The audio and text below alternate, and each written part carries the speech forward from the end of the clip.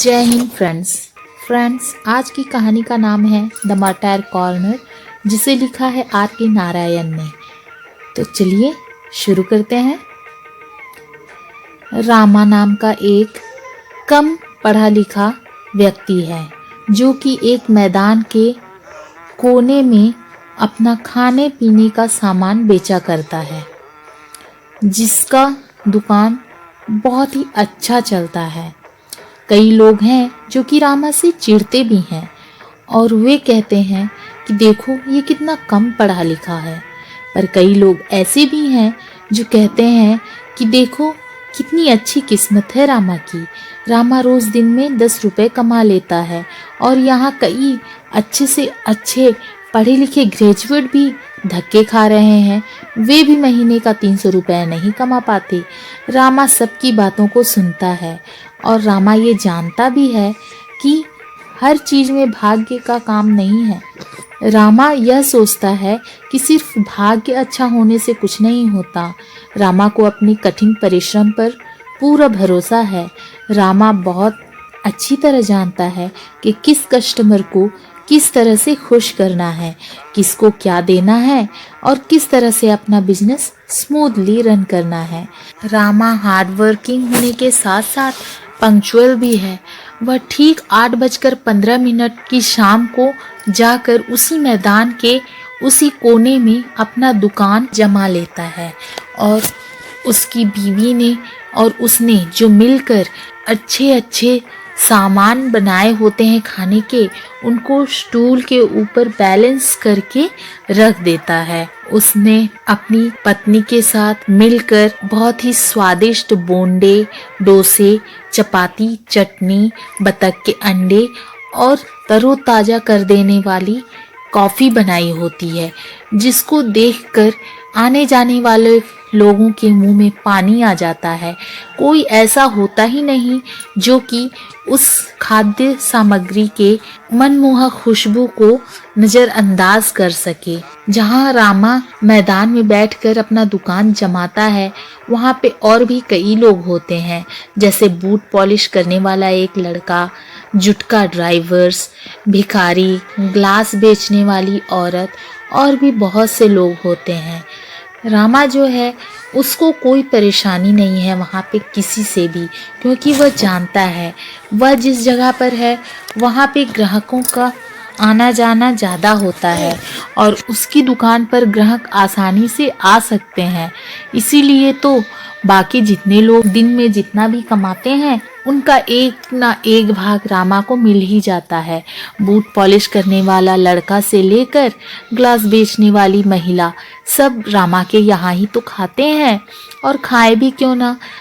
भला इतनी अच्छी सामग्री खाने की और इतने सस्ते दाम में देगा कौन। रामा एक कॉफ़ी के लिए 6 पीस लेता है और 4 चपाती के लिए 1 आना। इसीलिए तो रामा की दुकान अच्छी तरह चलती है और रामा दिन भर का अपना सारा सामान बेचकर खुशी खुशी घर वापस आता है। रामा बिजनेस को चलाना अच्छी तरह जानता है। उसके मन में बूट पॉलिश करने वाले लड़के के लिए सहानुभूति है, परंतु इस सहानुभूति से वह अपने बिजनेस पर कोई प्रभाव पड़ने नहीं देना चाहता। इसीलिए वह बूट पॉलिश वाले लड़के को फ्री में तो खाना देता नहीं है। वहीं उसे ग्लास बेचने वाली औरत बिल्कुल पसंद नहीं है। उसकी चिल्लाने वाली दिन भर की जो आवाज़ होती है उससे तो जैसे सर फटा ही जाता है, लेकिन फिर भी क्योंकि वह भी उसकी एक ग्राहक है, वह उसे भी खाना उसी तरह परोसता है जैसे बाकी ग्राहकों को। सब कुछ अच्छा चल रहा था, पर क्या करें, भाग्य हमेशा एक सा नहीं रहता है।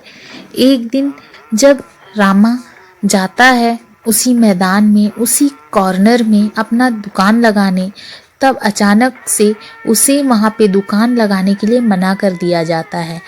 दरअसल बात यह थी कि कुछ लोग उस मैदान में धरना दे रहे थे किसी बात को लेकर, और उसी धरने के दौरान लड़ाई झगड़ा हो जाता है, लोगों के बीच में दंगा हो जाता है और इसी दंगे के दौरान एक व्यक्ति की मृत्यु हो जाती है और वह कॉर्नर जो था वह पुलिस द्वारा सीज कर लिया जाता है। अब वहाँ पे रामा को बिजनेस करने की अनुमति नहीं है। अब जो व्यक्ति मरा था उसके लिए कुछ लोगों का जमावड़ा होता है और फिर से उस कॉर्नर पे धरना देने लगते हैं लोग। अब इस धरने के दौरान रामा को तो दुकान लगाने की परमिशन मिलती नहीं है, बेचारा रामा। फिर कुछ दिन के बाद में चंदा वसूल करके उसी कॉर्नर में जो व्यक्ति का मर्डर हुआ था उसकी प्रतिमा बना दी जाती है और उस कॉर्नर को मर्टायर कॉर्नर बना दिया जाता है। अब रामा जो है वह मजबूर होता है उसका फेवरेट, उसका लकी प्लेस जो था उसे छोड़ने के लिए, और उस जगह से थोड़ी दूर में वह अपना सारा सामान लेकर अपना बिजनेस चलाता है। लेकिन उसके जितने भी कस्टमर्स थे वे सब अब उसके पास नहीं आते हैं, ना ही उसकी बिक्री उतनी अच्छी है और ना ही लोग अब उसके बिजनेस की तरफ देखते हैं। रामा जो है उसका बिजनेस बर्बाद हो गया था, उसका खाना बचने लग गया था और उसी खाने को वह दूसरे दिन बेचता था, तो उसका खाना खाकर उसके कई कस्टमर जो थे वह बीमार पड़ने लगे थे। रामा जो है उससे अब यह धंधा चलाया ना गया, इसीलिए उसने अपने उस होटल को बंद करके एक जगह जॉब की तलाश करने लग गया और उसे कोहिनूर नाम के रेस्टोरेंट में 20 रुपीस पर मंथ के हिसाब से एक वेटर का जॉब भी मिल गया। लेकिन रामा खुश नहीं था, उसे 8-8 घंटे दिन भर खड़ा रहना पड़ता था टेबल के पास। वह खुश नहीं था, वहाँ पे लाउड स्पीकर्स बजते रहते थे जो कि उसे बहुत ही परेशान किया करते थे। उसे बहुत सारे रूड गेस्ट के साथ डील करना पड़ता था, लेकिन वह हर एक कस्टमर को जाने अनजाने ये बात ज़रूर बता देता था कि वह भी कभी एक होटल में मालिक हुआ करता था, उसका भी एक होटल हुआ करता था, और यह बात बताकर वह बहुत ही खुशी का अनुभव किया करता था। अगर उससे कोई कस्टमर रूडली बिहेव करता तो वह कहता था, gently brother, I was once a hotel owner myself. मुझसे थोड़ा नम्र होकर बात कीजिए भाई साहब, मैं भी एक वक्त में किसी होटल का मालिक हुआ करता था।